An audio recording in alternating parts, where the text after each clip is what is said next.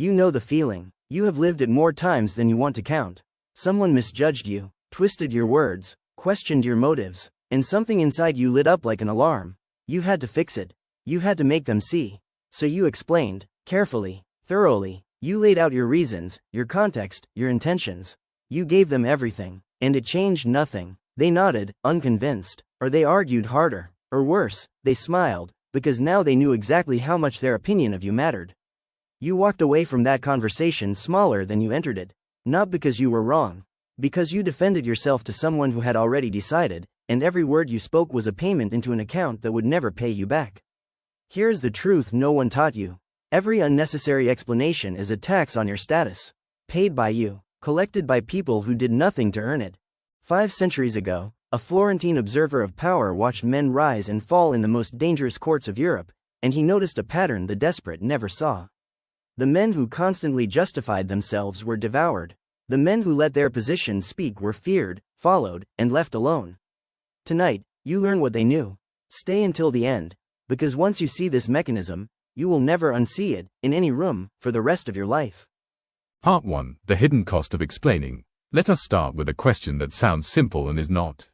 What actually happens, socially, when you explain yourself? On the surface, explanation looks like communication. Reasonable, adult, honest, but look beneath the surface, at the structure of the exchange, and something darker appears. Every explanation has 2 roles built into it. There is the one who must account for himself, and there is the one who receives the account, weighs it, and delivers a verdict. The explainer stands, the listener sits in judgment. That is the geometry of the courtroom, and it does not matter how friendly the tone is, the roles are the roles. The moment you begin justifying yourself to someone who did not earn that right, you have appointed them your judge.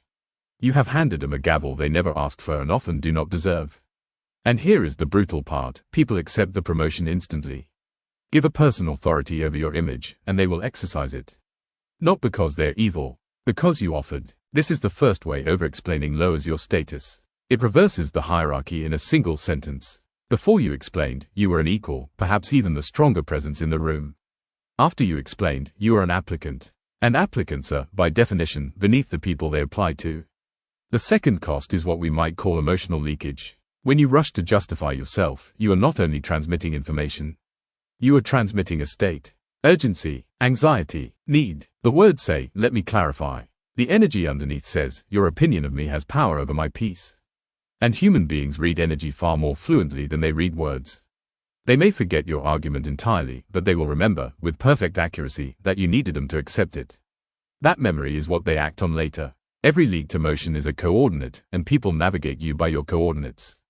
The third cost is subtler, and it compounds over years. Explanation is defensive behavior, and defense, repeated often enough, becomes an identity.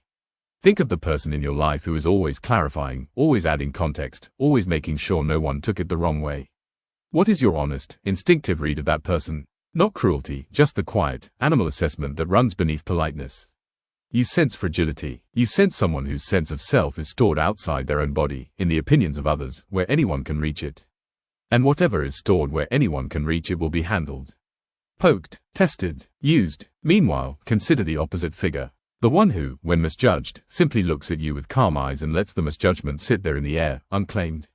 No rush to correct, no anxious footnotes. Something in the room shifts toward that person. You may not like them, but you do not handle them. Their self is stored somewhere you cannot reach, and the part of you that tests people quietly reports back, no entry point found. The fourth cost is the deepest, because it happens inside you. Every time you explain yourself to someone who did not deserve it, you cast a vote, a private, internal vote, on the question of who owns your identity. Do you define yourself, or do they? Explanation votes for them. It teaches your own nervous system that being misunderstood is an emergency, that your standing must be constantly renegotiated, that your name is a case forever open in other people's courts. Do this for 20 years and you will have built, brick by brick, a self that cannot rest. A self on permanent trial. Understand this clearly. The problem is not communication. Human beings must communicate to cooperate, and there are moments, we will define them precisely, when explanation is right, strategic, even honorable. The problem is compulsive explanation. Explanation as reflex. Explanation as begging with better vocabulary. The problem is the unexamined belief that every raised eyebrow deserves a defense brief, that every misreading of you is a fire you must run to extinguish.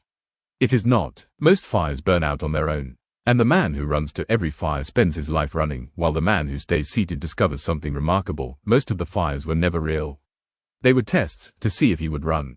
Part 2. The Machiavellian Frame. Now let us give this instinct its proper architecture and place it where it belongs, in the cold study of power. Niccolo Machiavelli was not a preacher of cruelty. He was a student of reality. As a diplomat and servant of the Florentine Republic, he moved through courts where reputations were currency, where perception decided survival, and where a man's standing could be destroyed not by what he did, but by what he was believed to have done. He watched this machinery for years, up close, and he refused to describe it dishonestly.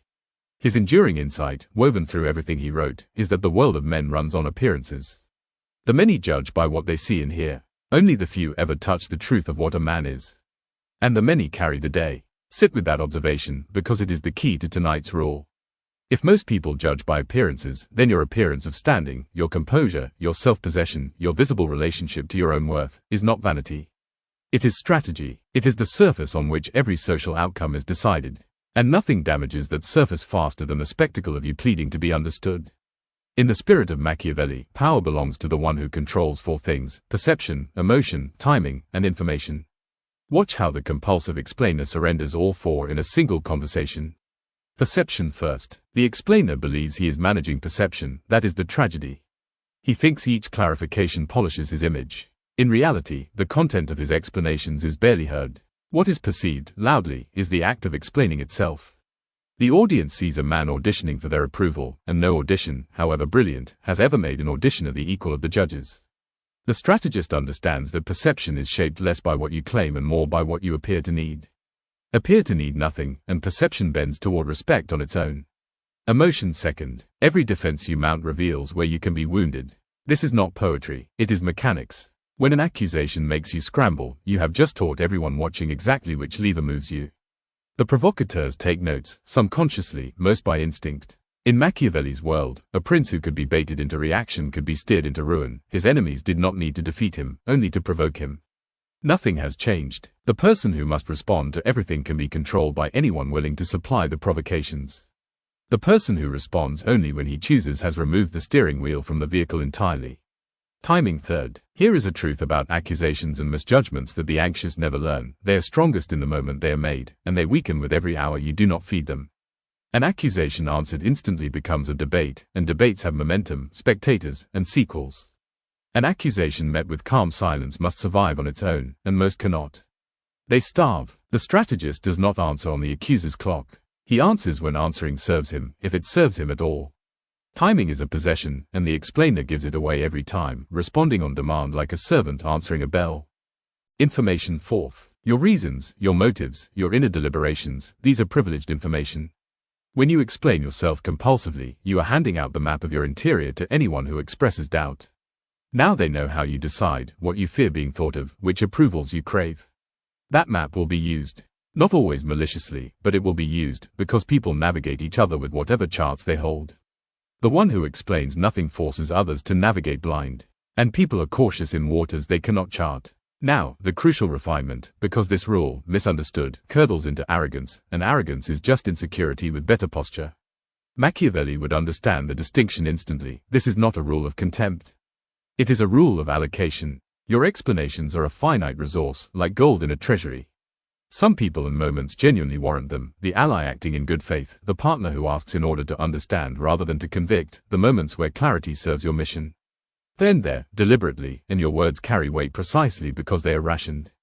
But not every accusation deserves a defense. Not every question deserves an answer. Not every person deserves access to your inner world. The one who has already decided against you is not asking for information, he is asking for your submission, dressed as a request for clarity. The one who tests you with small provocations is not confused about who you are, he is measuring how cheaply your composure can be bought. To these people, explanation is not communication, it is tribute, and the lesson is simple: a man who pays tribute to everyone who demands it will soon be paying everyone, always. Silence, in these moments, is not weakness. Silence is a verdict. It says, your misreading of me is your project, not mine. I decline the case. Court is not in session. That refusal, quiet, unhostile, absolute, is one of the purest expressions of status that exists. It cannot be faked for long, because it flows from something real, a self that has stopped outsourcing its worth. Which brings us to where this rule actually lives. Not in palaces. In your Tuesday afternoon. Part 3. The Modern Battlefield. The courts of Florence did not disappear. They dissolved into your daily life, and their verdicts now arrive in meetings, group chats, dinner tables, and comment sections. Walk through them with me, and watch how status is lost, one unnecessary explanation at a time. Begin at work. A colleague makes a remark in a meeting, light as air, sharp as a blade. Interesting choice, he says, about your decision. And the trap opens. The anxious professional steps straight into it, justifying the choice at length, citing context, referencing emails, over-clarifying while the room watches. Notice what everyone actually learns. Not the merits of the decision. They learn that this person can be destabilized with 4 words. That knowledge spreads silently, and the remarks multiply, because now there is sport in it. The professional with weight responds differently. A beat of silence, a level look, then, it was the right call, and if the numbers interest you, they're in the report. One sentence, offered once, and back to business. He has answered without defending. He has informed without applying. The difference is invisible on paper and unmistakable in the room. Now the argument, any argument, with anyone. Watch what over-explaining does to a disagreement. You state your position. They push back unfairly, mischaracterizing what you said. And instead of holding your ground, you begin restating, rephrasing, expanding, 5 versions of the same point, each more anxious than the last. Here is the mechanism you have missed. Repetition reads as doubt. The mind assumes that what must be said 5 times was not solid the first time. Worse, every restatement gives your opponent fresh material to twist, so the argument grows arms and legs. The strong position is stated once, clearly, and then held in silence. When they distort it, you do not chase the distortion. You say, that is not what I said, and I think you know that, and you let the sentence stand there. Unchased distortions collapse, chased ones multiply. Consider relationships, where this rule requires its most careful handling. With a partner of good faith, explanation is not weakness, it is intimacy. The whole point of a trusted bond is that inside it, you may be fully known. But even in love, there is a line, and you have felt it. It is the difference between explaining to be understood and explaining to be acquitted. When you find yourself defending your character, not your actions, your character, to someone who repeatedly puts it on trial, you are no longer in a conversation. You are in a tribunal that reconvenes weekly, where the verdict is always pending and the defendant is always you. A person who genuinely knows you does not need your character reproven each month. And a person who demands that proof endlessly is not seeking understanding. They're enjoying the trial. The self-respecting answer, delivered calmly, is some version of, you have years of evidence about who I am. I will not argue against a story you have decided to keep. That sentence ends tribunals. Nothing else does. Dating makes the mechanism almost embarrassingly visible. Early attraction is, among other things, an instinctive reading of self-possession. And nothing announces its absence like the over-explained text message. The 3 paragraphs justifying why you were slow to reply. The unprompted accounting of your weekend. The preemptive defenses against accusations no one made. Each one whispers the same message, I am worried about how I appear to you, and that worry governs me. Meanwhile, the person who writes plainly, states intentions once, and does not scramble to interpret every silence carries an entirely different charge.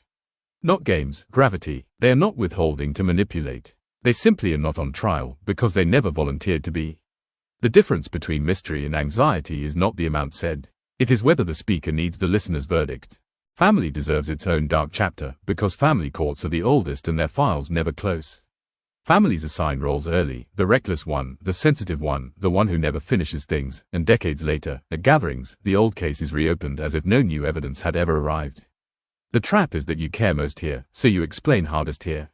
You arrive at the dinner having succeeded, having changed, having built, and one raised eyebrow from a relative sends you into the ancient routine, justifying your career, your choices, your life, to people whose picture of you froze 20 years ago. Understand what is truly happening. Most families do not update their verdicts through argument. They update them, slowly and grudgingly, through accumulated undeniable fact, or they never update them at all. Either way, your defense speeches change nothing except your standing, which drops the moment you begin pleading. The strategist at the family table smiles, answers lightly, gives no speeches, and lets his life do the arguing across years. Some relatives will come around. Some never will. He has made peace with both outcomes, and the peace is visible, and the peace is the status. Friendships run on subtler currents, but the rule holds. There is a kind of friend who audits, who wants reasons for your absences, justifications for your other friendships, explanations for your evolving priorities. And there is the reflex to file reports, why you missed the gathering, why you have been quiet, why you are training or working or reading instead of available on demand. Notice the asymmetry. The auditor never files reports of his own. Auditing is itself a status move, a quiet claim of jurisdiction over your time, and every report you file ratifies the claim. Real friendship requires no docket. When you skip the explanations and simply say, "I've been building something, good to see you," warmly, without apology, one of two things happens. The friendship relaxes into equality, or the auditor loses interest, which tells you what the friendship was. Then there is social media, the largest courtroom ever constructed, in permanent session, where anyone can file charges and the crowd votes on verdicts in real time. Watch what happens to people there. A stranger mischaracterizes them, and they respond. The response draws 3 more accusers. They respond to those. Within a day, a person of substance is producing threads of self-defense for an audience of spectators who came for the spectacle, not the truth. Every reply raises the accusation's visibility and lowers the defendant's stature, because the crowd remembers only the image, someone important, arguing with someone anonymous, urgently. The figures who keep their weight online share one discipline. They state things once. They correct factual errors rarely, briefly, and without heat, when the record genuinely matters. And they let 95% of provocation die of neglect. Their silence is not absence. It is the visible shape of someone with better things to do, and nothing signals status like better things to do. Business compresses all of this into money. In a negotiation, the party that overjustifies its price has already discounted it. Every unprompted explanation of your rate, the anxious walkthrough of your costs, your process, the reasons you are worth it, is heard by the other side as an invitation to press. Confidence prices simply, "This is the rate, this is what it includes, happy to answer questions about scope."